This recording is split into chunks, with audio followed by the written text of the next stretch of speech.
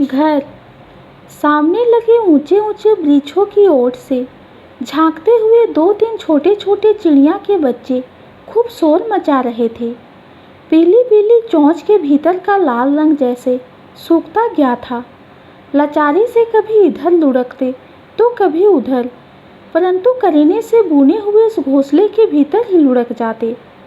तभी दूर से उड़ती हुई चिड़िया आई। चोंच में दाने भरे हुए थे, कुछ कीड़े मकोड़े भी दिख रहे थे।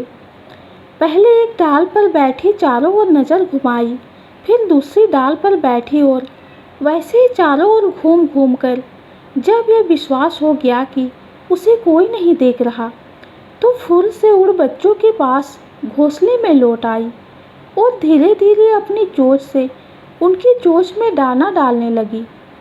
यह क्रिया निरंतर 1 से 1.5 महीने चली, जब तक कि उसके बच्चे उड़ने में सक्षम नहीं हो गए और फिर एक दिन घोंसला छोड़कर उड़ गए। नई उड़ान, नया रोमांच और एक आज़ाद जिंदगी जीने के लिए। घोंसला खाली हो गया। चिड़िया को भी शायद कोई रंज ना था। वह निश्चिंत थी कि उसने अपनी जिम्मेदारी बखूबी पूरी करी और उसमें सफल भी हो गई। गीता अपनी बालकनी से यह दृश्य कई दिनों से देख रही थी।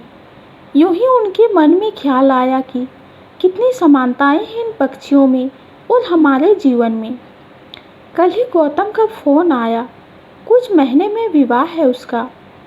यूं तो माँ से अटूट प्रेम करता है, परंतु अनजाने में कही हुई बात गीता को अपना आत्मनिरीक्षण करने के लिए मजबूर कर गई।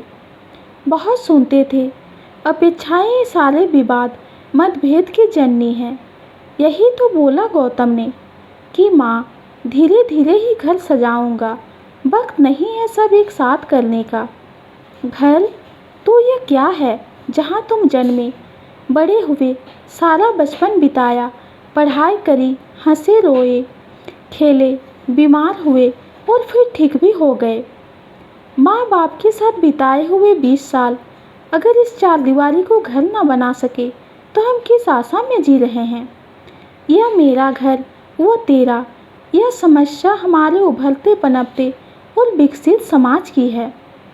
अक्सर बहुत जगह माता पिता भी यही बोलते नजर आते हैं, बेटे के घर जा रहे हैं, और बेटा या बेटी भी घर शब्द से संबोधन करना भूल सा जाते हैं। यही बोला जाता है, पेरेंट्स के पास जा रहे हैं, या वही गली शहर का नाम लिया जाता है, जैसे महारानी बाग, लाजपत नगर, चित्तरंजन पार्क वगैरह वगैरह।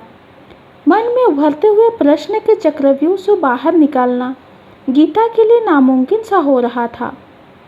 समझना चाहती थी मन को कि गौतम की ज़िंदगी उसकी है, उसे कैसे जीना है, कहाँ रहना है, किसके साथ रहना है, इसका निर्णय सिर्फ और सिर्फ उसी का है। उसके जीवन में जिस समय प्रमुख भूमिका माँ की निभानी थी, वो तो तुम निभा चुकी, और वो भी बड़ी संजीदगी से। यह शायद नए युग का नया चलन है, जहाँ बच्चे घर से बाहर कदम रखते हैं, वहीं से घर की परिभाषा में परिवर्तन शुरू हो जाता है। पहले हॉस्टल, फिर कमरे और फिर अपार्टमेंट, जो आखिर में मेरा घर में रूपांतरित हो जाता है। तुम आओ मेरे घर माँ, बेटा बोलता है, और माँ भी एक आस भरी दृष्टि से देखते हुए बोलती है, घर कब आओगे बेटा। तो ये छोटी सी कहानी आपको कैसी लगी, कमेंट में ज़रूर बताइए।